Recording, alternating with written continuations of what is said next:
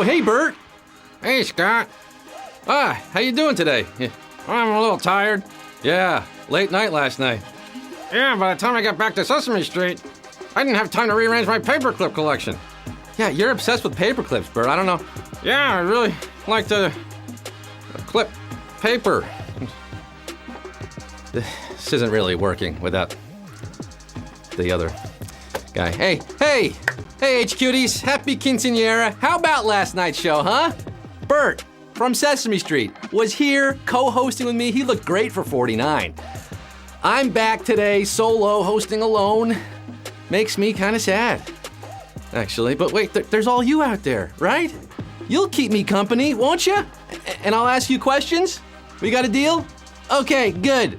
This is HQ, the trivia game show on your phone where you answer questions to win cash. And I'm your flesh and blood, 100% human, felt-free host, Scott Rogowski, a.k.a. Agatha Quizty, a.k.a. Don Quihosty, a.k.a. F. Scott Quizgerald. Live from the greatest city on earth, the city that never sleeps, Tuscaloosa, Alabama. Getting litty with all 819,000 plus of you, including Talia Alligator, Shamra Haynes, Alexis Scarlin Beck, Goldie K, and Cool Mike Stricker, Kendall, and Demi Drinenberg celebrating birthdays today. Happy birthdays to all of you. This isn't your first rodeo, is it? You know the deal here. 12 questions, you got 10 seconds to answer. Get them all right, make it to the end, you win our cash prize. Our prize today is 2,500 Demi Lovato's, 2,500 D'Angelo's, $2,500. Think of all the cut rate plastic surgery you could afford with that kind of coin. Hello, black market butt injections. All right, we're gonna get right into it, baby, because it is Tuesday. We're going up on a Tuesday. Let's get down to the nitty gritty. Let's get this show on the road. Numero uno. Which of these Muppets is green? Swedish Chef, Kermit the Frog, or Miss Piggy?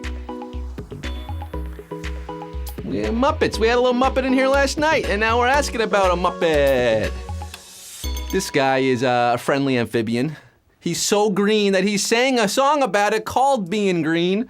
It's Kermit the Frog here. Yeah, Kermit, of course. Come on, 841,858 of you are making the rainbow connection at Q1. I guess the Swedish Chef would turn green if he ate some of his own cooking. If he didn't bork this one, bork. You're moving on to Q2. What product's packaging specifically states, do not insert swab into ear canal? Rice Aroni, Q-tips, or Oreo cookies? Hey, which one here? Do not insert swab into ear canal. Is that a, I can't tell if that's a good impression or not.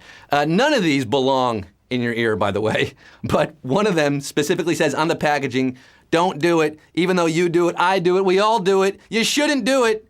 Q-tips.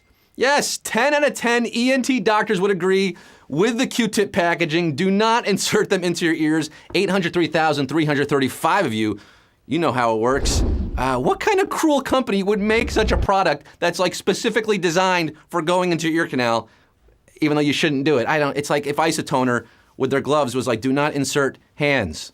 But they're gloves. Q3, which of these holidays does not involve fasting? Easter, Ramadan, or Yom Kippur?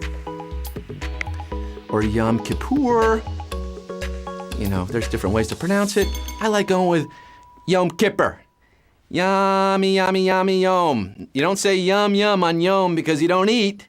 You fast for 25 hours. It's the holiest Jewish holiday. Ramadan involves abstaining from food for a whole month from dawn to sunset, but Easter's like the opposite of fasting. You're supposed to feast on Easter. 577,682 of you could be affording a whole lot of Cadbury eggs if you get to the end of today's quiz.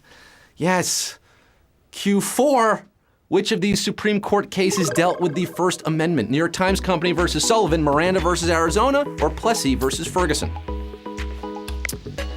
The First Amendment, which provides freedom to the press, freedom of speech, freedom of opinion. This was a landmark 9-0 Supreme Court decision in 1964 that ruled newspapers cannot be sued for libel. The newspaper in question was the New York Times Company. And look at this brutal question here. Oh, damn, Daniel, we just lost 350,000 of you. Ouchie wowie!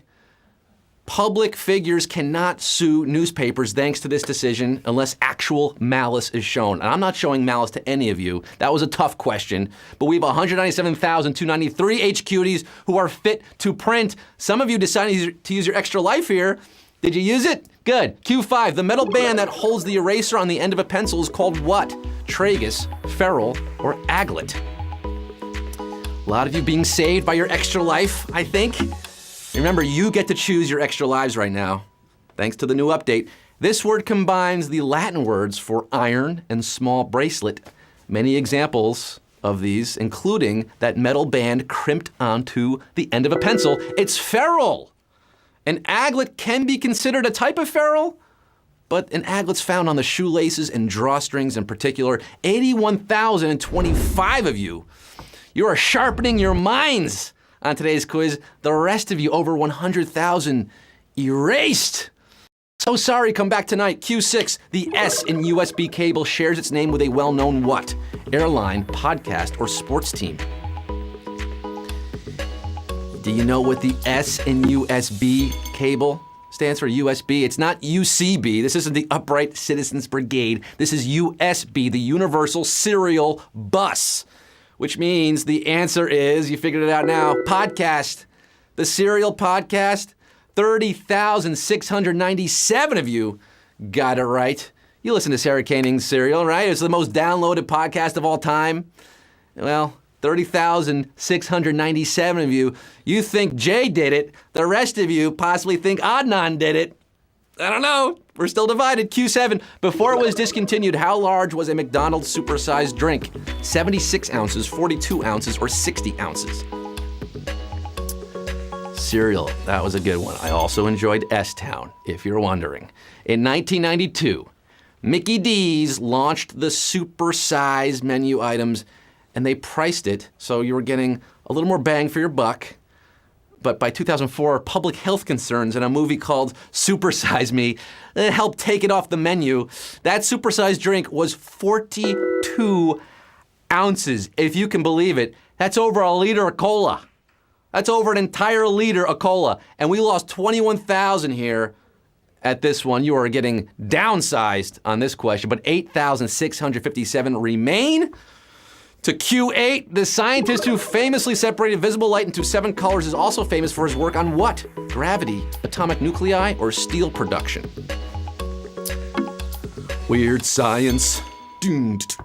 Well, it was this guy, Isaac. Don't call me Fig Newton.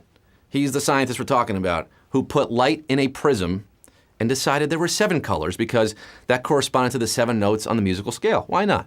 You know, they were really into music around that time.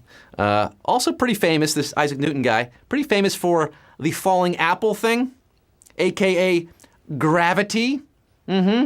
Gravity is your answer because, as I just explained, Isaac Newton was the light guy and also the gravity guy. It's a two-parter there. You got to connect the dots. And 3,153 of you surviving this one, avoiding the apple falling from the tree, did not hit you on the head. The rest of you getting knocked out. Over 5,000 gone. Come back tonight. Q9, which of these can be counted in order to determine the temperature? Rings on a spider web, ladybug flight time, or cricket chirps?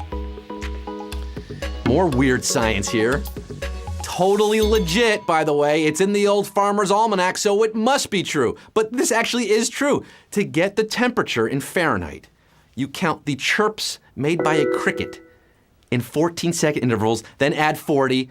For Celsius, you divide the number of chirps by 3, then add 4. I don't need to tell you the math. A whole lot of you knew that. 2,729 of you did. Jiminy cricket! Crickets are cold-blooded. They feel the temperature and they adjust their chirping accordingly. Who'd have thunk it? Well, 2,729 of you are shimming your wings, letting them fly for Q10. In the musical Hamilton, who is not in the room where it happens? Thomas Jefferson, James Monroe, or James Madison? Who has seen Hamilton? It's sweeping the nation. I think every city has their own production going on right now. In the room where it happened, Hamilton, Alexander Hamilton, not Richard Rip Hamilton, Alexander Hamilton Thomas Jefferson and James Madison essentially agreed on the first federal bailout of the United States, thus establishing the federal bank.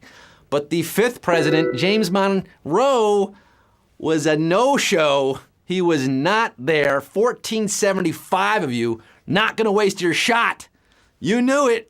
You were getting closer, inching ever closer. By the way, this same meeting in that room where it happened, they decided to make Washington, D.C. the nation's capital. Yeah, there it is. Q11. The U.S. government once paid what composer to write a pro-IRS song called I Paid My Income Tax Today? What do you got, 3? Irving Berlin or Carole King? I paid my income tax today. Da-dum-dum-dum-dum. I think that's how the song goes. I don't really know. This guy knew a thing or two about income because he also composed White Christmas, the best-selling song in the history of recorded music. It's Irving Berlin. Yes, ich bin ein Berliner. 715 of you are knowing it all, just about. You've known 11 out of 12 so far. You got to get one more. Who knew that Jews write the best Christmas music? And tax music, it turns out. Danny Kaye, Gene Autry, they've performed this song. 715 of you are squared up with HQ right now. You could be cashing in, earning some income, big money on Q12. This is it, folks. It all boils down to this. 715 players, $2,500. Who's going to be paying income tax on their HQ winnings? Q12. Marcia Bell was the model for what iconic character? Rosie the Riveter, Little Debbie, or Carmen Sandiego? I believe we just lost the inspiration for Rosie the Riveter just last week. I think she passed away in her 90s. Not the answer. This woman is not well known, which is why it's a Q12 question. The name Lil Debbie was inspired by Debbie McKee, the granddaughter of the company's founder. Mary Doyle Keefe was a neighbor of Norman Rockwell who asked her to pose for his iconic painting, Mary Doyle Keefe. But Marcia Bell was the marketing director for Broderbund Games, the makers of Where in the World is Carmen Sandiego? And we got 94 gumshoes winning today, baby!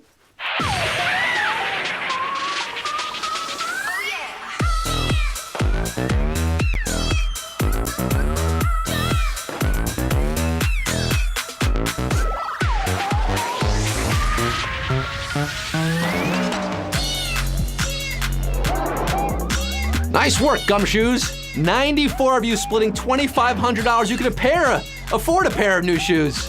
Almost, maybe, if I pay less. $26.60 going to each of you. Noodle Face, back at it again. Merg Sort, Thor the Ninja. All right, combining, Greek mythology and Japanese assassins. Sure. Armani Suits. This guy, yeah, I think he's got his suit by now. Zohar, don't mess with the Zohar. Sablini, LBM 229, Ryan CE, and Ben 24, all part of the 94 big winners today. If you want to play again, guess what? You can come back tonight at 9 p.m. Eastern Time. That's right. We do this live every night of the week at 9 p.m. Eastern Time and every weekday at 3 p.m. I've been Scott Rogowski. You've been a wonderful audience. For now, I'm signing off saying, at first, if you don't succeed, so much for skydiving.